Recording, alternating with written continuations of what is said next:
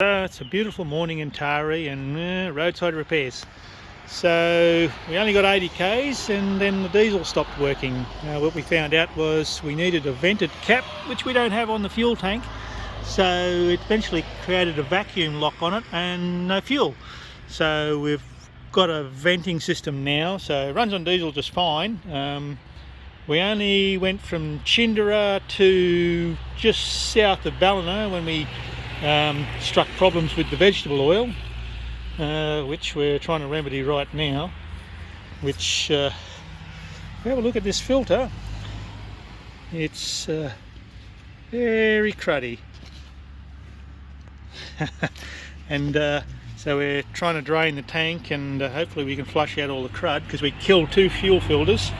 So we've had to run on diesel for the time being, but we're going to come up with a plan. We're still chewing through about 1.5 litres of water on the trip per 100 k's, so thinking of something there.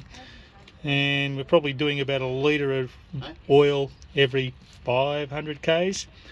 But hopefully by about 10 o'clock this morning we'll be back on the road and heading to Newcastle.